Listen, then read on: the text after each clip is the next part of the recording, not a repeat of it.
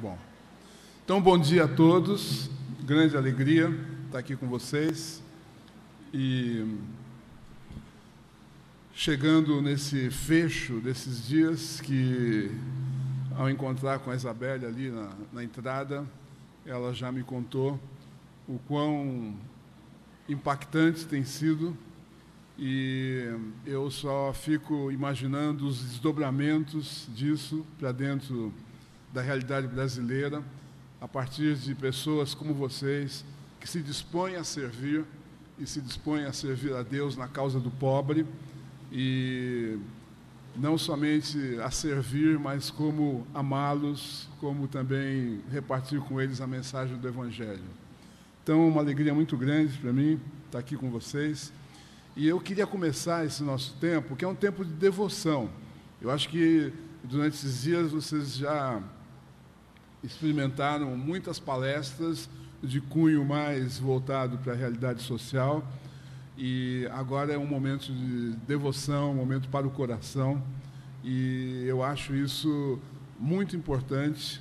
Na minha experiência, na minha trajetória, eu tenho visto muitos obreiros cristãos, sejam eles pastores, sejam eles atuando no social, sejam eles missionários, que por conta da agenda, por conta do desempenho, por conta das realidades que eles encontram, eles acabam se extenuando, acabam se esgotando, e tem muito estresse, e muita gente, inclusive, adoece a família, por conta da demanda extraordinária que existe no Brasil e no mundo, pela carência do Evangelho, pela carência de recursos materiais, por falta de presença do Estado, de educação e saúde. Então, a importância que existe de cuidar do seu coração, a importância que existe de cuidar da alma, para não se perder no processo, porque é muito fácil pessoas que, ao negligenciar a família, negligenciarem sua vida espiritual, negligenciarem a sua saúde, adoeceram. Então, esse é um momento em que eu gostaria de refletir sobre isso com vocês. E eu costumo dizer que, na missão, o que é mais importante é a vida do missionário. Eu diria que também, no trabalho social, o mais importante é a vida daquele que está na ponta, daquele que está trabalhando diretamente com a tragédia humana. Porque se eles não se cuidarem, eles acabam se perdendo. E aquilo de mais precioso que nós temos são essas pessoas, são vocês. Então, eu gostaria de começar com um pequeno tempo de silêncio, para a gente fazer a transição do que aconteceu até aqui, pela manhã, para o coração. E é interessante que a espiritualidade cristã, ela não é uma elevação da alma, não se trata de buscar Deus diante do trono, ao contrário, se trata de descer. Ele está no nosso coração. E nós, muitas vezes, estamos o procurando fora. Então, é um momento de você se recolher, fazer uma pequena oração, experimentar, adentrar regiões mais profundas da sua alma, ali onde Deus habita, e ali onde existe uma paz que excede todo entendimento, ali que existe uma alegria indizível, apesar de todas as circunstâncias, ali onde existe um refúgio, onde existe um oásis dentro de você. Então, eu convido vocês para um pequeno momento de recolhimento e de oração.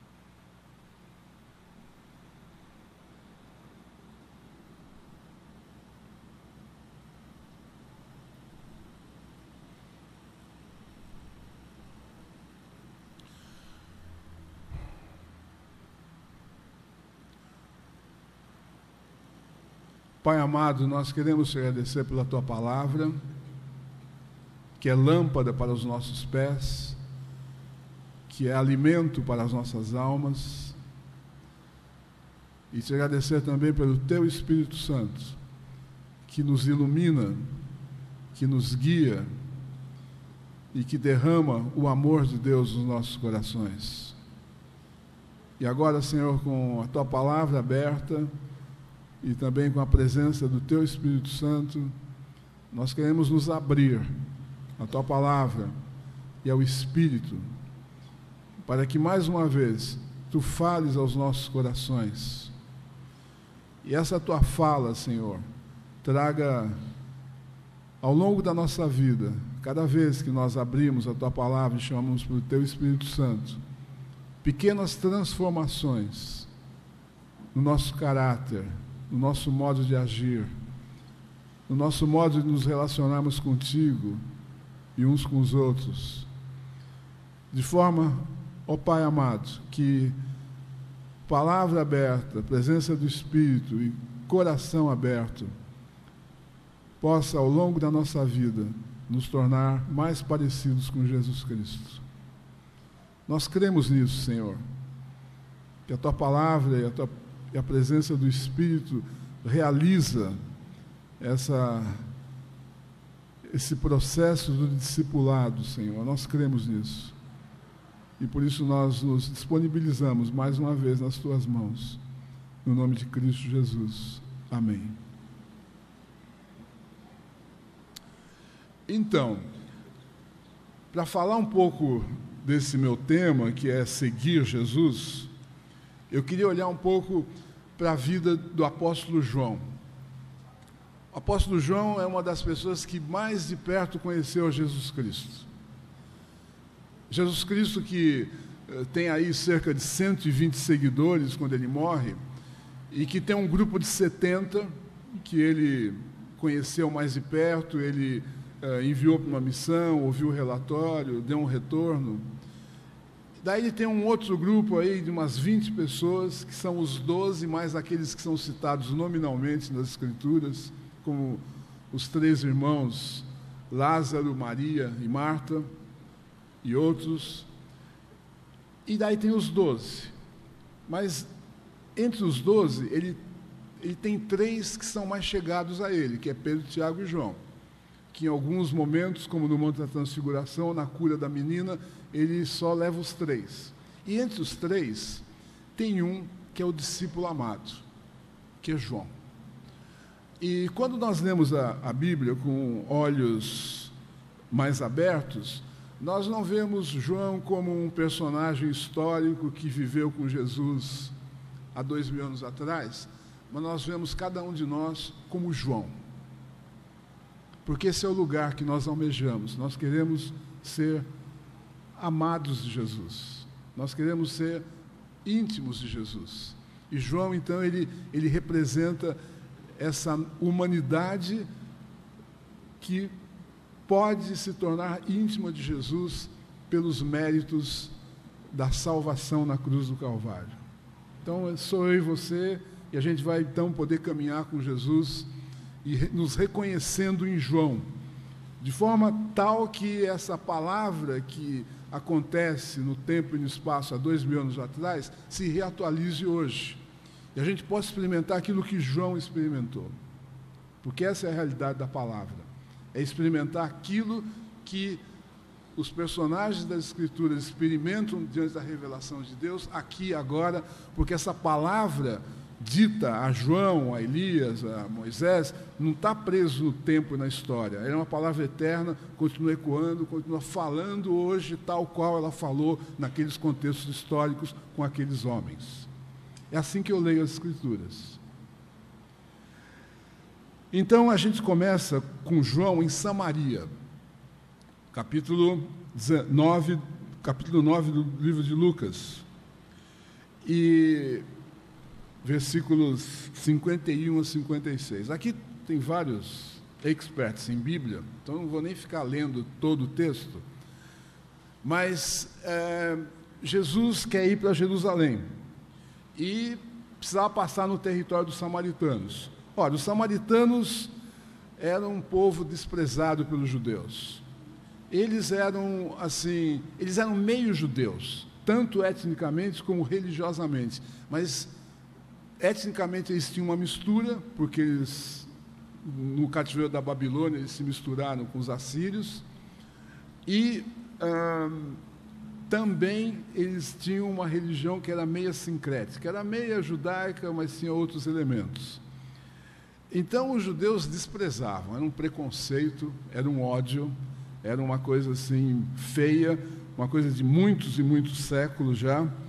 E Jesus tem que passar pelo território da Samaria, ele quer ir para Jerusalém, e ele envia mensageiros numa aldeia de samaritanos, pedindo pouso, pedindo, enfim, uma hospedaria.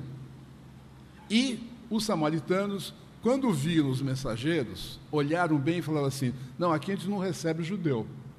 Por favor, vocês podem procurar outra coisa, que nós não recebemos judeus. Daí João se vira para Jesus e diz assim: Senhor, queres que mandemos descer fogo do céu para os consumir? Então, acho que uma primeira coisa que a gente percebe na vida de João é que ele é um homem como nós, capazes de retaliação, de ódio, de preconceito, e tudo isso travestido de uma certa espiritualidade. Eu imagino que João falou assim, puxa, começou a conversa com Jesus, dizendo assim: Senhor, aquele dia em Sodoma e Gomorra, o Senhor agiu realmente, de fato e de verdade, para terminar aí um negócio que não estava dando certo, né? Não seria o caso, talvez, agora, do Senhor repetir e mandar fogo? Quer dizer, é interessante que a gente não gosta muito de se sentir pecador, né? Mas quem aqui nunca, ao ter sido ludibriado, ou enganado, ou traído, ou prejudicado por alguém, fez a seguinte oração: Senhor, quebra pelo menos uma perna dele, né? Essa dinâmica, que é uma dinâmica terrível, é uma dinâmica psíquico-espiritual. O pecado está misturado aos nossos pensamentos. E aí, assim, a gente peca por pensamentos, peca por palavras, peca por atitudes e peca por omissão. Mas nós, crentes, a gente reduziu um pouco essa lista. Porque a gente acha que não peca em pensamentos, a gente não peca em omissão e a gente não peca em palavras também. Mas os pensamentos, né? Esse é o grande embate de Jesus com os fariseus, porque ele diz assim: ó, vocês aparentemente, pela aparência externa, pelo discurso, vocês são muito santos, mas dentro... Então, a primeira coisa que eu gostaria de dizer é assim, a importância de a gente cuidar da dimensão espiritual da nossa vida. E cuidar principalmente dessas armadilhas que vão surgindo ao longo do caminho, para os crentes, de pecar sem ter consciência que está pecando. João não tem consciência que está pecando aqui, ele faz essa sugestão para Jesus. E esse pecado do qual nós não temos consciência é o pior pecado. E é muito fácil, no trabalho, na obra, a gente começar a se achar imprescindível e donos da verdade. Eu encontro, assim, muita tensão nas equipes missionárias. Eu encontro muita tensão também nas equipes no trabalho social. Porque tem inveja, tem luta pelo poder, tem toda uma trama de não falar, de intriga, de fofoca e tal, mas tudo isso travestido de muita piedade. Todo mundo é muito santo. E é interessante que uma vez eu estava num encontro de missionários e eu disse o seguinte, e eu fui chamado porque tinha muita tensão naquela equipe, muita tensão, eles estavam brigando muito. E eu disse o seguinte: gente, vocês aqui têm coragem de abandonar tudo, têm coragem de deixar pai e mãe, carreira profissional, para servir a Deus em lugares onde tem guerra, tem terremoto, tem doença endêmica, tem perseguição. Exige muita coragem. Mas eu queria saber quem é que tem coragem aqui de sair do seu lugar e ir em direção a um irmão do qual você está falando mal, do qual você está ressentido há muito tempo, e pedir perdão para ele. Daí deu aquele... Daí um começou a levantar, e graças a Deus houve... E essa é uma outra coisa que acontece entre nós, a gente só coloca pano quente nas coisas. Então é bom que você possa perceber quais são essas pessoas, quais são essas para as quais você, de alguma forma, gostaria que quebrasse uma perna, que ele fosse, quem sabe, caísse fogo do céu na cabeça dele, e perceber como isso é uma verdade no nosso coração, como é verdade para João. E E João tem uma reação aqui, porque ele foi contrariado, né? Eles não quiseram nos receber. E aí, quando a gente é contrariado, desprezado, humilhado, surge no nosso coração essa hostilidade, esse rancor, esse ressentimento, e até mesmo o desejo homicida travestido de uma oração bem intencionada. Esse é João. Somos nós. Agora, a gente pula agora de João em Samaria para João no cenáculo. Capítulo 13 do livro de João.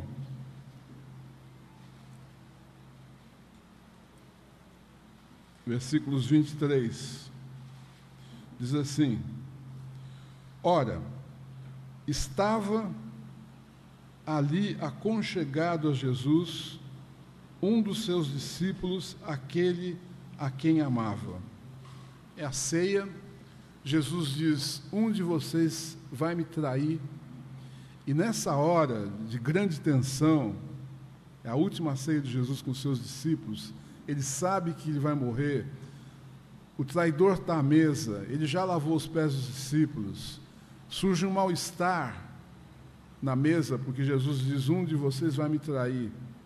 E Pedro se volta para João, que está reclinado no peito de Jesus, e diz assim: pergunta para ele quem é. E agora, esse mesmo João, retaliador, com desejos homicidas no coração, está aconchegado nos braços de Jesus. Essa é a nossa realidade. Pecadores amados por Deus. Aconchegado no abraço de Jesus. Essa é a nossa realidade. O abraço de Jesus é o abraço da cruz do Calvário, onde Ele nos recebe para nos perdoar e para nos dar a oportunidade de recomeçar outra vez, quantas vezes foram necessárias. Recomeçar uma vez, outra vez mais, essa é a expressão da graça de Deus. Não tem fim isso. Recentemente, já faz algum tempo, eu encontrei um pastor e ele me disse o seguinte: olha, eu estou numa crise ministerial, vocacional, eu estou numa crise de fé, eu estou numa crise familiar, eu estou numa crise financeira séria, eu não sei o que vou fazer, eu tenho vontade de sumir, deixar tudo, eu estou perdido. Daí eu olhei e falei: meu Deus, o que eu vou falar para esse homem? Daí passou um tempo, em silêncio, eu falei: escuta, você não gostaria de se arrepender dos seus pecados e ficar de joelhos aqui comigo e entregar sua vida ao Senhor, pedindo perdão para Ele e recomeçar uma vida nova com o Espírito Santo? Ele falou assim: mas eu já me converti. Eu falei: mas você precisa se converter outra vez, mais uma vez. Essa ideia de uma conversão de uma vez por todas, definitiva, nos leva a uma falsa ideia de que eu já não tenho mais grandes problemas para tratar na minha vida, nem grandes pecados para processar, que eu já entrei num círculo virtuoso, e aí eu posso cair num auto-engano terrível, que é o auto-engano do fariseu. Essa oração, gente, é uma oração que eu faço quase toda manhã. Senhor, tem misericórdia de mim. Eu quero entregar minha vida. Eu quero chamar pelo Teu Espírito Santo. Eu quero me converter outra vez. Esse abraço de Jesus é uma expressão de profundo afeto, de profundo acolhimento, de intimidade, porque ali, quando nós estamos nesse aconchego de Cristo, não somente a gente sente o seu hálito, mas como a gente sente o bater do seu coração. João, mais tarde, ele vai dizer: Deus é amor. Esse mesmo João, que queria matar os samaritanos.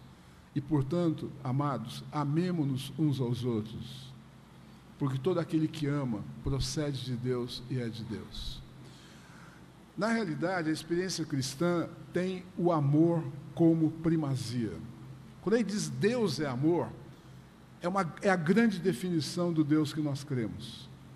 Deus é amor porque, misteriosamente, ele subsiste em 3 pessoas. É o Pai, o Filho e o Espírito Santo.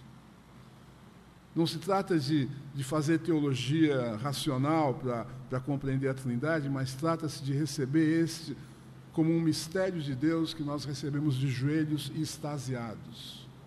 Um Deus uno e solitário não poderia ser amor.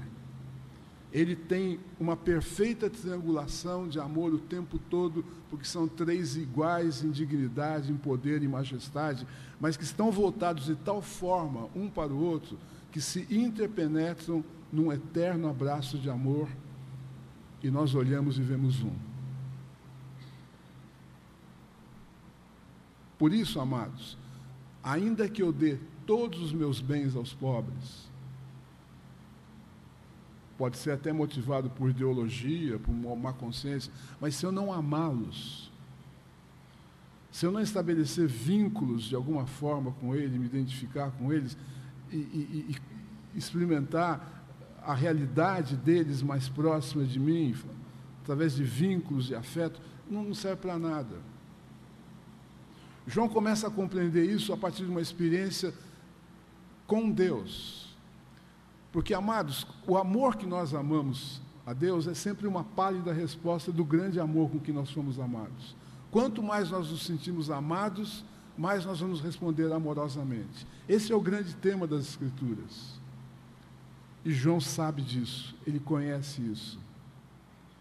Ele sabe que Deus é amor, que Deus é uma eterna comunhão de amor, e que se converter significa entrar e participar dessa eterna comunhão de amor dos 3. A gente pode dizer que a fé cristã diz respeito a crer num Deus que é triuno e fazer parte desse amor. Jesus ora assim como tu és um em nós, ó Pai, sejam eles um. Assim como tu és um em mim, ó Pai, sejam eles um em nós. É participar disso. Então, como é a nossa vida devocional? A maior parte das nossas orações são movidas pela ansiedade de coisas, de situações, e não pela afetividade. É interessante que, ao longo da história da igreja, as diversas correntes teológicas escolhem um livro da Bíblia para ser a chave exegética de toda a Bíblia e interpretar a Bíblia. Nós, reformados, nós gostamos do livro de Romanos, porque eles têm explicações claras e lógicas. Tem céu, tem inferno, tem advogado, tem juiz, tem réu, tem judeu, tem gentio, Então a gente gosta dessas explicações jurídicas, sociológicas e geográficas, e a gente se sente muito confortável com o livro de Romanos, o que gera gente que gosta muito de explicar o Evangelho, de argumentar o Evangelho. A teologia da libertação gosta do livro de Êxodo. Está tudo riscado.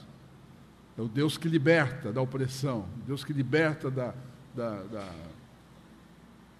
escravidão, Deus que chacoalha os reinos desse mundo que oprimem os pobres.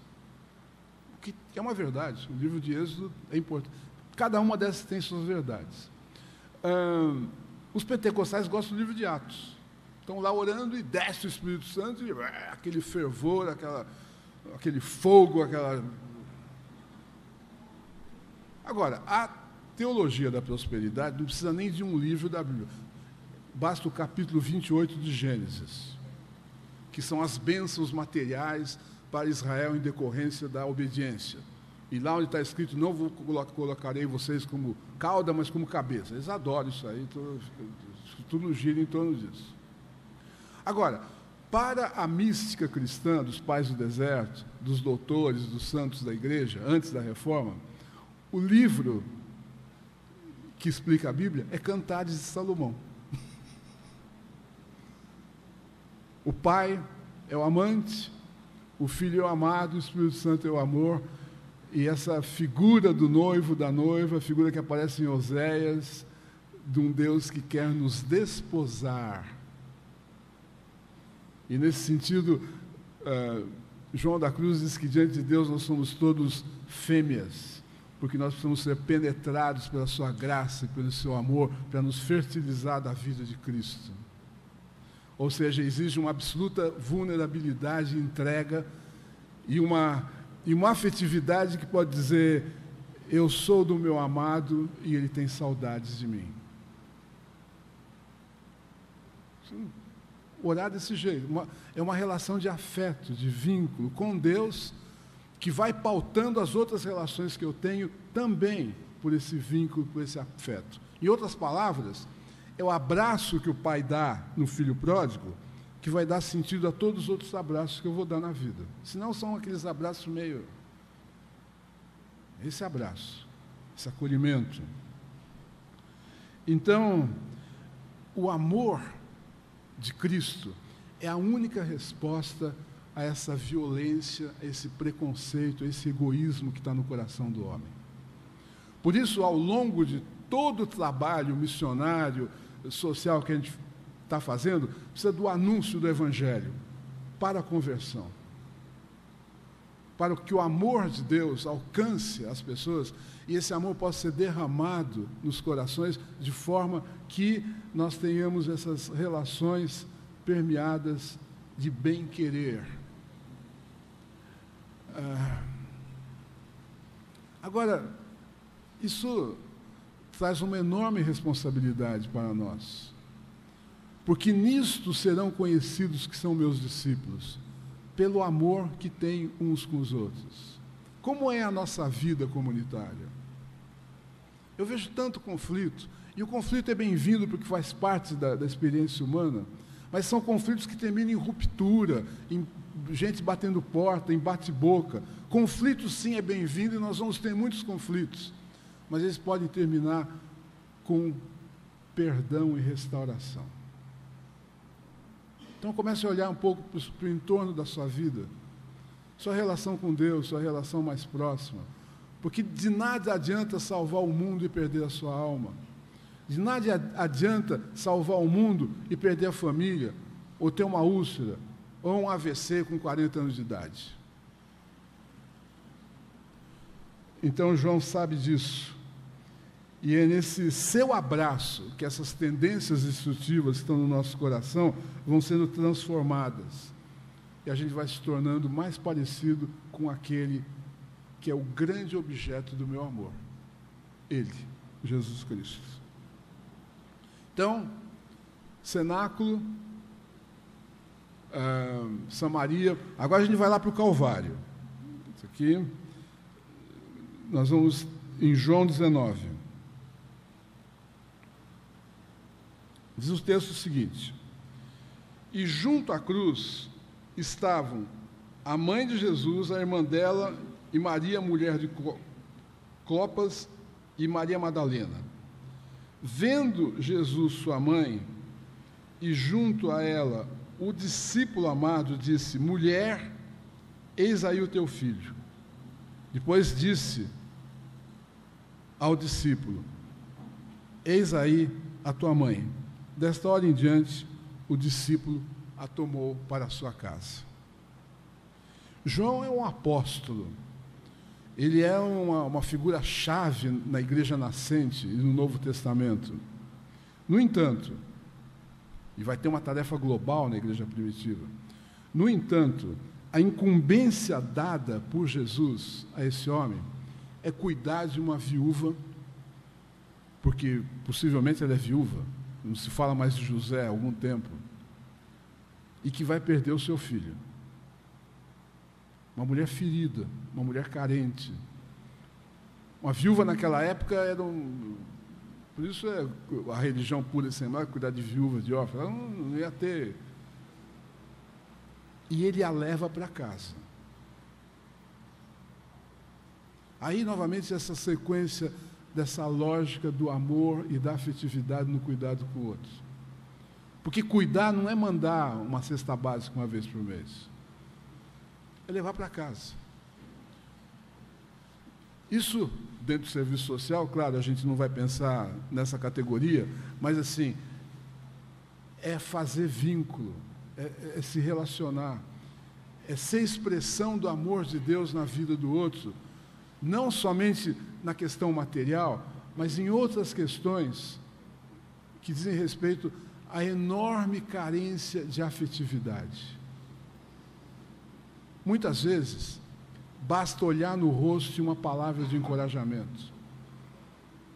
Jesus disse que muitas vezes basta dar um copo de água, mas a partir do momento que é movido por amor, por acolhimento, a partir do momento que tem essa relação, porque ele fala, olha, agora você vai ser filho dela e ela vai ser sua mãe, onde tem essa proximidade de família. Essa é a grande incumbência que ele dá para João.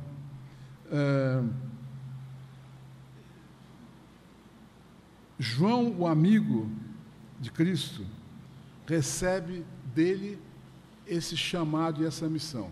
Agora, o que é importante aqui, além dessa questão da afetividade, é que essa missão, ela é dada da cruz. Esse é um outro elemento. Se o amor deve permear todas as nossas ações, toda a nossa teologia, todos os nossos esforços, enfim, de viver a vida cristã, toda a nossa teologia, todo o nosso esforço precisa estar alinhado com a cruz. É ali onde Deus mostra o seu amor desmedido. Ali onde Ele abre os braços, à esquerda e à direita, para acolher nele todo o pecado da humanidade. É ali onde essa cruz está cravada na terra, na realidade humana, mas aponta para o céu. Como é importante uma vida cristã onde o quebrantamento e a dependência do Espírito Santo está presente durante todo o tempo e durante todas as nossas ações. É dali que sai esse apelo, dali que sai o chamado e essa vocação. E João sabe disso.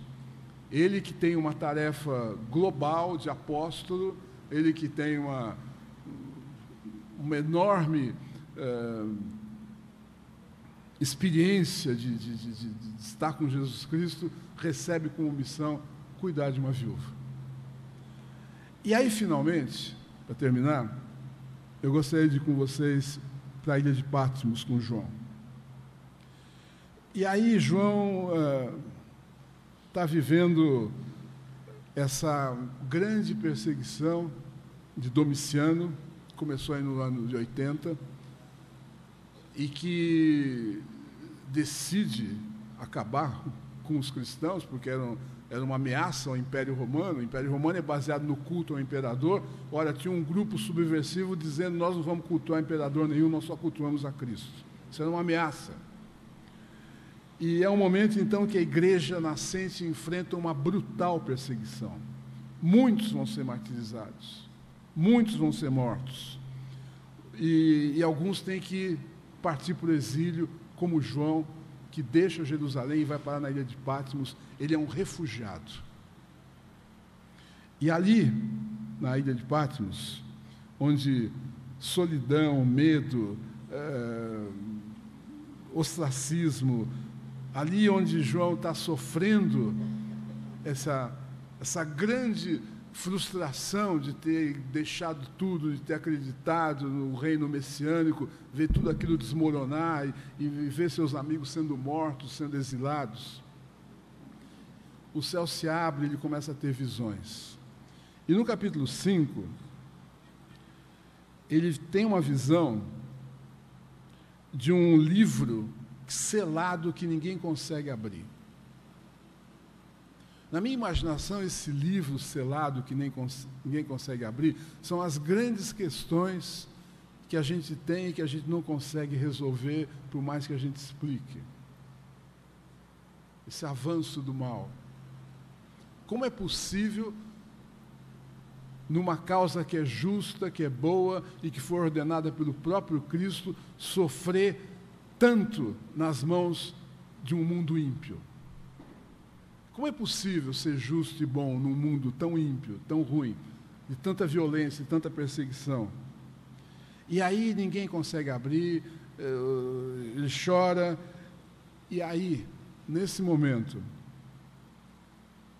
onde, de uma dificuldade imensa para João, quando os sentimentos de desistência, de abandono, de tristeza estão tomando conta do coração dele, ele vê o céu se abrindo. E ele vê no trono do universo um cordeiro degolado e uma multidão cantando: digno é o cordeiro que for morto de receber a honra, o poder e a glória pelos séculos dos séculos. Amém.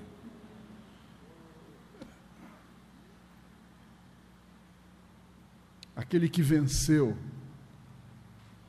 e que lhes enxugará dos olhos todas as lágrimas, porque a morte não existirá mais, nem o pecado, nem o mal, não haverá luto, nem dor, as primeiras coisas passadas, porque ele diz: eis que faço novo todas as coisas. Nós somos peregrinos e de passagem nesse mundo, e algumas vezes nós vamos ser impactados pelo mal e a gente vai balançar.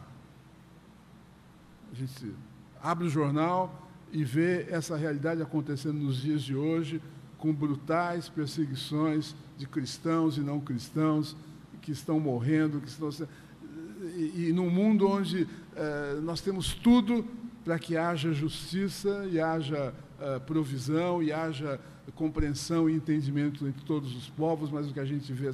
E aí a gente, muitas vezes, premido pelas notícias, a gente balança.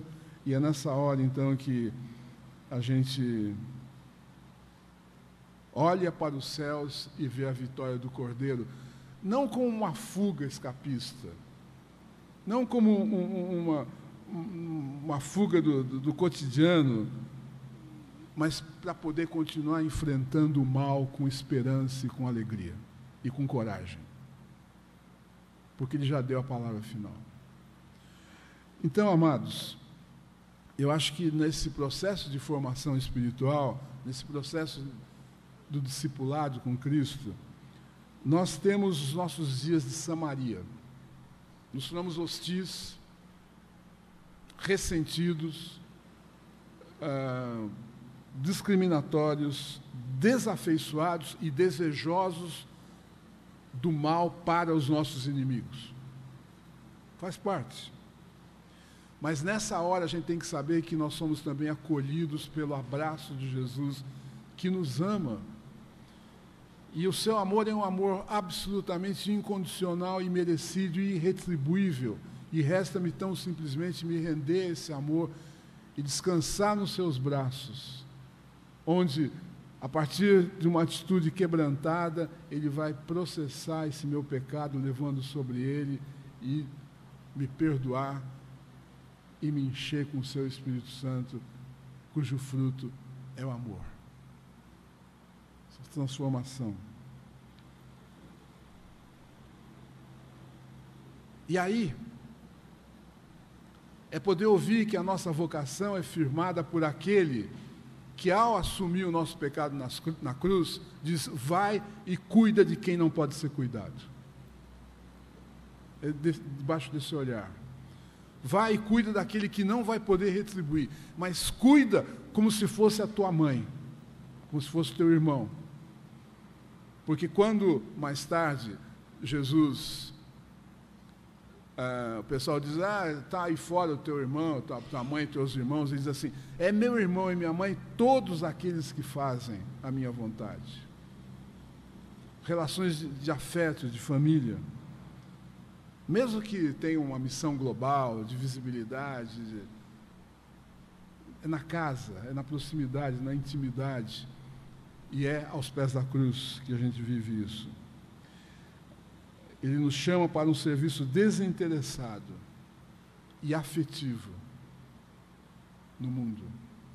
E aí, naquele dia mau, queridos, quando uma crise nos aguarda nas esquinas da vida, e a gente desaba, a gente fica sozinho, desolado, como João em Patmos, a gente vai poder olhar para o céu e no trono do universo a gente vai ver Jesus Cristo.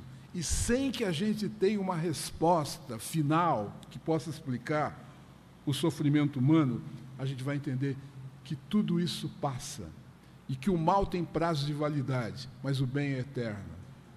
Que a morte já foi vencida pela vida. Que o mal já foi vencido pelo bem.